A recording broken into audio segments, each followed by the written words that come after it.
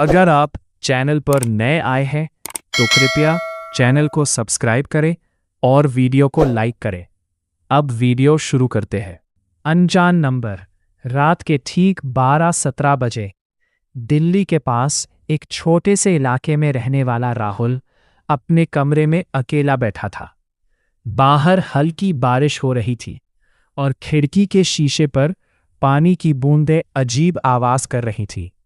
अचानक ट्रिंग ट्रिंग उसका फोन बजा। स्क्रीन पर लिखा था अननोन नंबर। राहुल ने भौहें सिकोड़ ली। इतनी रात को कौन कॉल कर रहा है? उसने कॉल उठाई। हेलो। कुछ सेकंड तक सिर्फ सांस लेने की आवाज, फिर एक बहुत ही धीमी टूटी हुई आवाज आई। 999। राहुल का दिल जोर से धड़कने लगा। कौन है? तुम्हारे पीछे खड़ा हूं। राहुल तुरंत पलटा। कमरा खाली था। मजाक मत करो यार, कौन है? Call cut.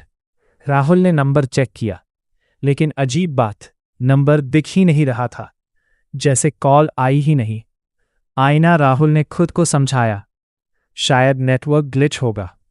वो उठकर पानी पीने गया। जैसे ही वो वापस आया, उसकी नजर आईने पर पड़ी। आईने में राहुल तो दिख रहा था, लेकिन उसके पीछे एक काली परछाई खड़ी थी। राहुल ने पीछे मुड़कर देखा, कुछ नहीं। फिर वापस आईने में देखा, परछाई गायब। ये क्या था? तभी फिर से फोन बजा। इस बार स्क्रीन पर लिखा था 999 कॉलिंग।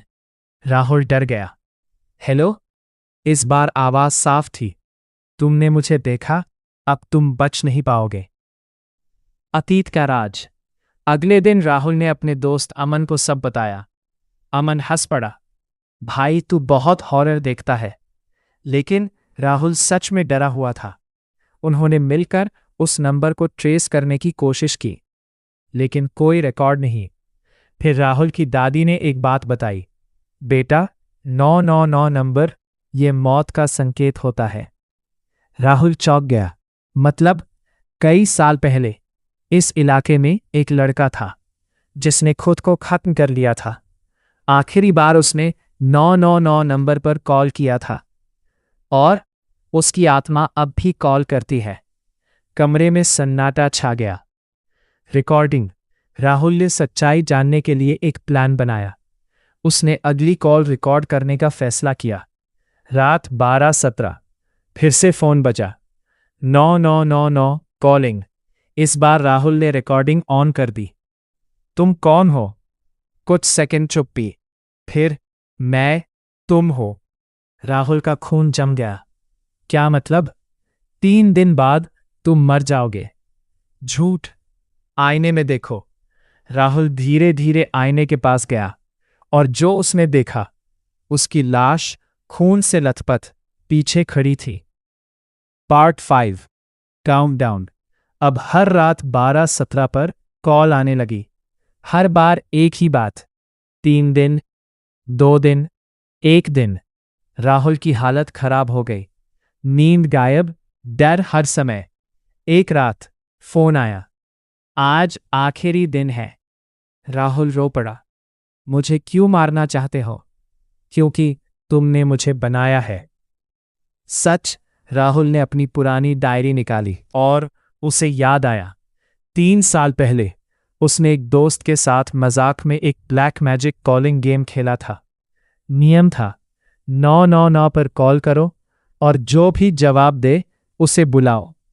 उस रात उन्हें भी एक आवाज आई थी। उन्होंने मजाक समझकर काट दिया, लेकिन वो सच था। राहुल समझ गया। उसने खुद उस चीज को बुलाया था। आखिरी रात 12:17। फोन बजा। अब समय खत्म। राहुल चिल्लाया, मुझे छोड़ दो, एक शर्त पर। क्या? मेरी जगह कोई और। राहुल चुप हो गया। उसकी नजर अमन पर पड़ी, जो उसके कमरे में बैठा था। कुछ सेकंड खामोशी। फिर राहुल ने फोन पर कहा, ठीक है, अंत या शुरुआत? अगले दिन अमन गायब था। किसी को नहीं पता वो कहाँ गया। राहुल बच गया, लेकिन उस रात फोन फिर बजा। Unknown number. अब तुम्हारी बारी है किसी और को भेजने की। राहुल समझ गया ये कभी खत्म नहीं होगा। अमन के गायब होने के बाद राहुल जिंदा तो था, लेकिन वो पहले जैसा नहीं रहा। उसकी आंखों के नीचे काले घेरे, चेहरे पर अजीब सा डर, और हर वक्त ऐसा लगता जैसे कोई उसे देख रहा हो। रात के 12-17 बजते ही उसका दिल अपने आप तेज धड़कने लगता, क्योंकि अब उसे पता था कॉल आएगी, और कॉल आई भी। Unknown number. राहुल के हाथ कांपने लगे। उसने धीरे से कॉल उठाई। हेलो। कुछ सेकंड तक सिर्फ हवा की आवाज, फिर एक और। राहुल ने डरते हुए पूछा, क्या? एक और आत्मा, नहीं तो अगला तुम। Call cut. डर का फैलना अब राहुल समझ चुका था। ये खत्म नहीं होगा। उसे हर बार किसी और को इस शाप में फंसाना होगा, तभी वो खुद बच पाएगा। लेकिन इस बार वो ऐसा नहीं करना चाहता था। मैं किसी और की जान नहीं लूंगा, उसने खुद से कहा। लेकिन उसी रात जब वो सो रहा था, उसे एक सपना आया।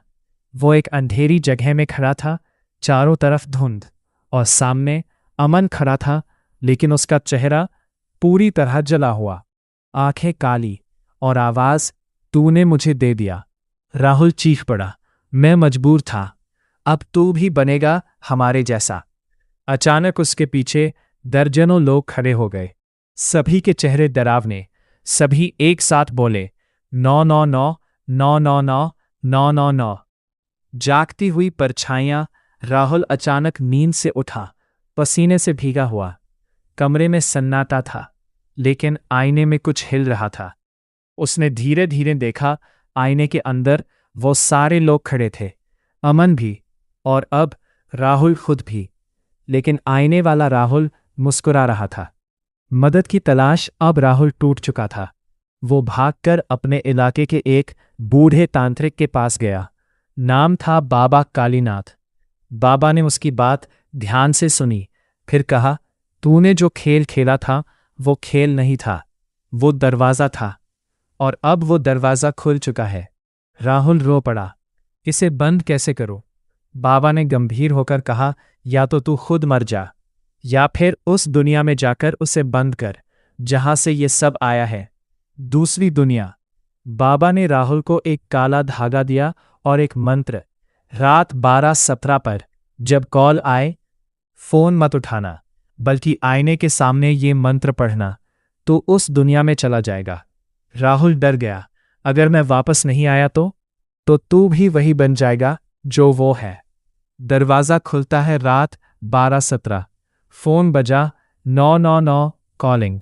लेकिन इस बार राहुल ने कॉल नहीं उठाई। वो आईने के सामने खड़ा हुआ और मंत्र पढ़ना शुरू किया। ओम काला द्वाराय नमः।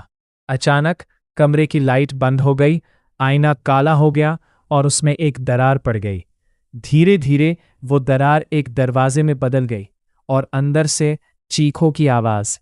अंदर की दुनिया। राहुल ने हिम्मत करके उस दरवाजे में कदम रखा।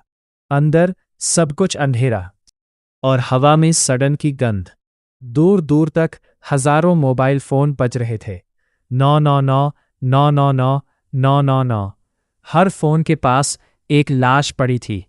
राहुल डर गया। तभी उसके पीछे आवाज आई, स्वागत है। वो पलटा, अमन खड़ा था।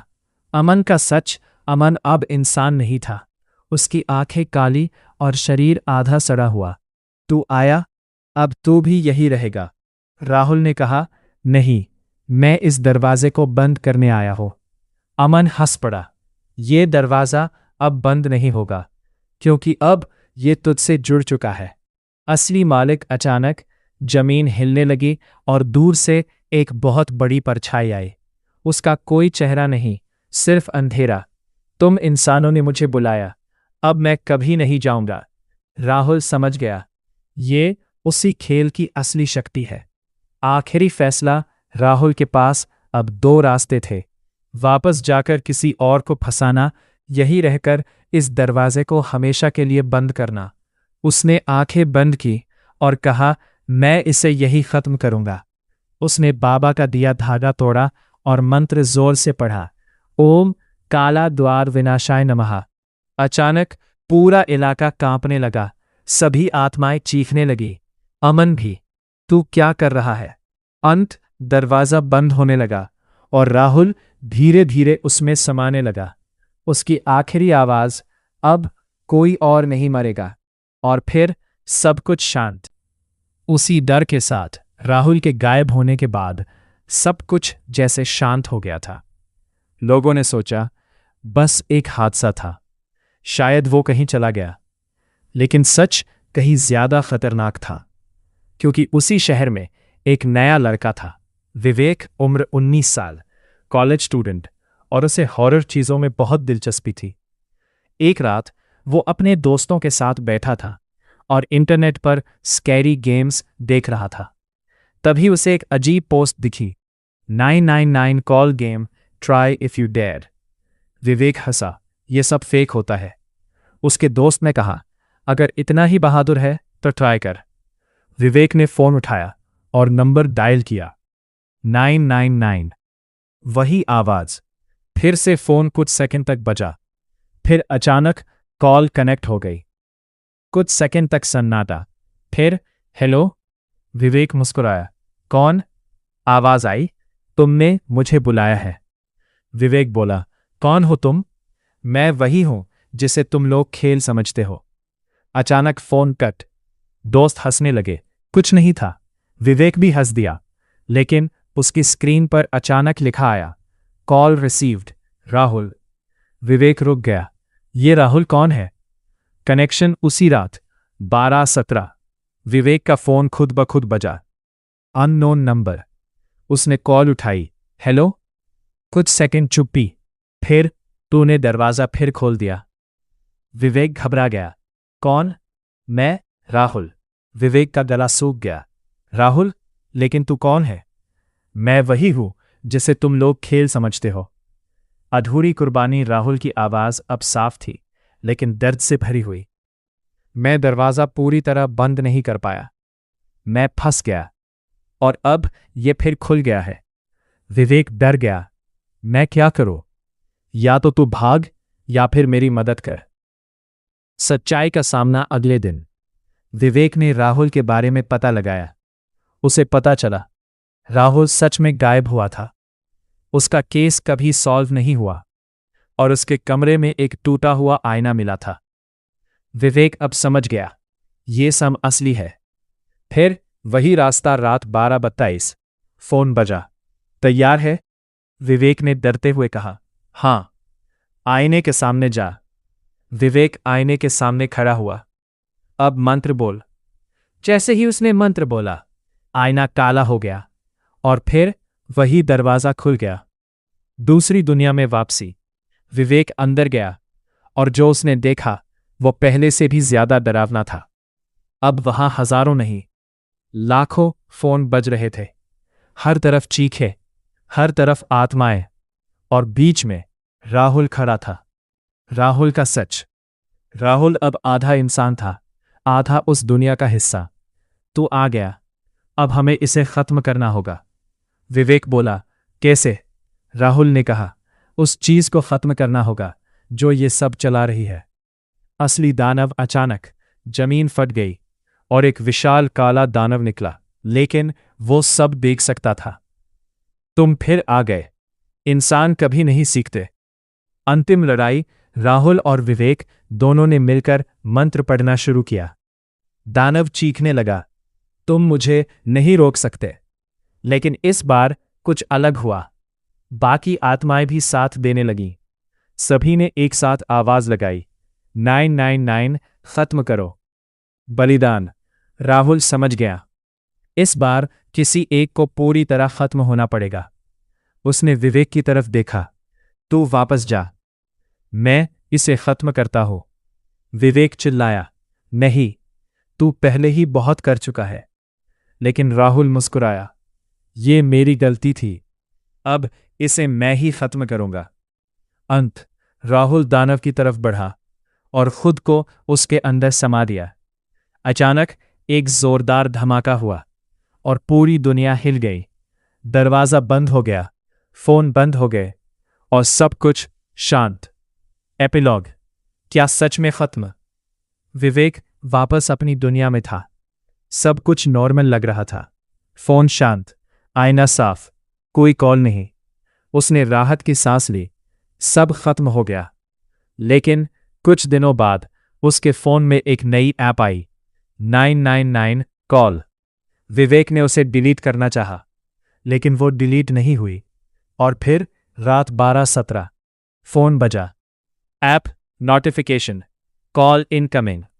विवेक का दिल रुक गया। उसने धीरे से स्क्रीन देखी। Call from you, final twist. Vivek ने कांपते हुए कॉल उठाई। हेलो? दूसरी तरफ से आवाज आई, अब तू बन चुका है, दरवाजे का रखवाला। और आईने में विवेक ने खुद को देखा, लेकिन उसके पीछे राहुल खड़ा था, मुस्कुराता हुआ। अंतिम लाइन। अगर तुम ये कहानी पढ़ रहे हो तो ध्यान रखना, ये सिर्फ कहानी नहीं है, क्योंकि आज रात 12:17 पर तुम्हारे फोन पर भी 999 कॉल आ सकती है।